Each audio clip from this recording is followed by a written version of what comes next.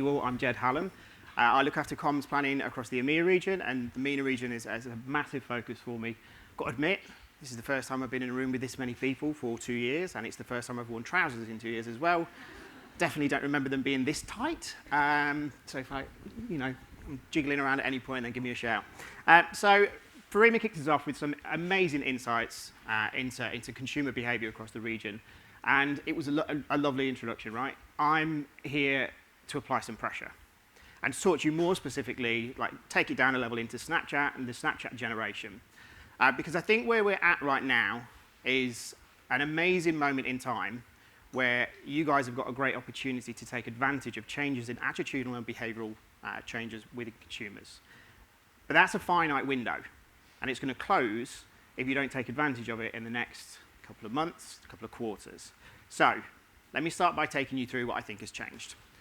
The first thing, third time's a charm, is over the last 2 years, I think what we've seen as people have spent more and more time with traditional media, traditional social media, is that people have started to realize how these platforms work. I think people are starting to realize that their attention has been hacked.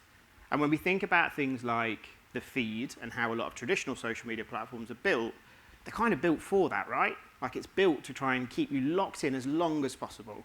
I just saw someone doing it then, like the sort of you can lose 45 minutes, right? And you don't really know where it's gone. And that's kind of terrifying because it's a bit like fast food for your brain, which is a really terrifying situation. And I think people are starting to realize that. And when we think about the feed, if we think about before social media came around, like the phrase the feed, and like if you all think about it right now, it would be a bit like a farmyard, right? That conjures up images of farmyards and like animals taking food from a feed, like a chute, and they all mindlessly go in and then keep eating together whatever they're given. And this is how we talk about how people think about like content and consume news and information and entertainment. And I think people are starting to realize that their attention has been hacked, that they've been monetized and manipulated into spending more and more time on the things that they might not actually want to be spending time on. And the Snapchat generation, I think for these people, for Gen Zs, for millennials, and for broader generations as well, I think the tide is turning. I think what we've seen over the course of the last 2 years has been quite a big shift. 8 out of 10 feel like they've now taken control of their own online experience. Taken control, like that type of vernacular is really, really important, right? 7 out of 10 are now prioritizing a friend's recommendation over that of an algorithm. I'm sure I'm not alone in, when you open up Netflix or Amazon Prime Video, you sit there for 2 hours trying to decide what you want to watch rather than actually watching something. Then you text a friend, and guess what the friend says? Watch this, you watch it straight away. And this is really important because I think people are starting to become much more savvy to how a lot of these things work. And the final one, which I think is really important, is more than 86% think privacy is incredibly important. That has changed quite a lot over the course of the last few years. And privacy is really important because privacy builds trust. And the more trust you have, the stronger bond you have. Like we all trust our partners, our friends. It's the basis of every great relationship. And I think this has been accelerated over the course of the last 2 years, but these are changes that have been coming for a while. I think as more and more people have realized how these things work, how platforms work, and how they want to behave, how they want to be portrayed, I think they've taken a lot more control over that. And I think, as I say, this is accelerated. I think brands that adapt to these changes and adapt to this kind of new world that's coming in now will really prosper. And, of course I would say this, but I believe Snapchat was built for this. We've been built very, very differently from the very beginning. And I think, this is not on script now. Please bear with me. Over the last 10 years, a lot of our products have been copied by our competitors. And you can see the list over the course of the last 10 years. I think where we're at now is a lot of the cultural things that we've built, a lot of the ways in which we behave with people you're going to start to see those things being copied too. Because things have changed. And we've been innovative from a technology perspective for a decade, but we've also been innovative from a cultural perspective for a decade too. When you look at the app, this is one of my favorite screens, right?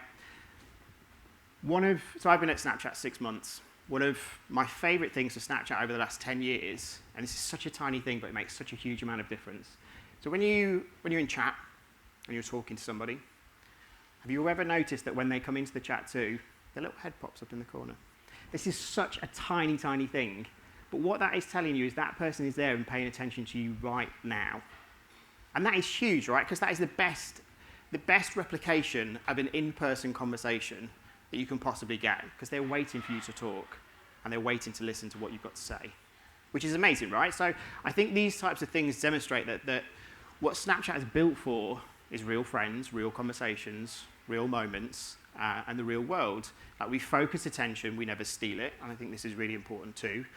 And when you think about the way in which we help brands operate in this world, like these things that I talked about, this trust, this attention, these things are fundamental to how we build an app and how we build a relationship with Snapchat. This is why we've become a super app, as Farima mentioned earlier, but it's also importantly why 95% of Snapchatters say the app makes them feel happy versus anxious, sad, or even angry. And happiness is really important, right? Nobody wants to work at a company. I definitely don't want to work at a company where you make people sad or angry or frustrated. And so this is important to us from a community perspective, absolutely. But it should be really, really important to you all too.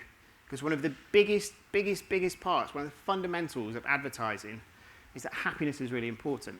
You look at Coca-Cola, they built like one of the world's biggest companies, one of the world's strongest brands off the back of happiness. Now that's not by mistake, that's on purpose, right? Happiness works because happy people are more receptive to brands, they are less cynical about messaging and form longer lasting memory structures when they're happy versus when they're sad or anxious. Happiness is really important on every level, but from a brand perspective, it's really, really important. And you can see this, this is academic research, so there's like 30 years of research that supports all of this. So this is not just me stating these things, this is pretty well accepted.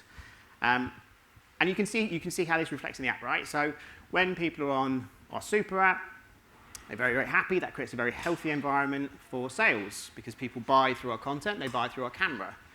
And when we think about how the camera has adapted over the years and evolved over the years, like since the pandemic, easy for me to say, the Snapchat generation has become 3 times more likely to use AR try-on. So AR has become a core part of the consumer journey, and that's because it makes people happy, helps them express themselves in ways that other platforms don't. And there's a huge amount of them. Like, scale is really important as you're trying to build a world-beating brand. As you're trying to drive people into new sales patterns and new sales behaviors. 75 million plus people across the region is really, really important. And they have an enormous amount of money to spend.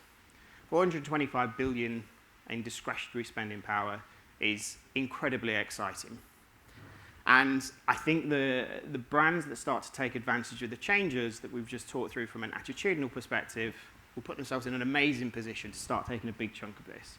But I did say I was going to put the pressure on. There is a distinctive tension that exists in the region. Because what we've got is a market of consumers that are changing their behaviors and their attitudes quite significantly in quite a short window of time. And what we've got here, this 19.8%, there is an enormous amount of headroom, right? So that 19.8% is the percentage of sales in retail that are driven by e-commerce, online sales.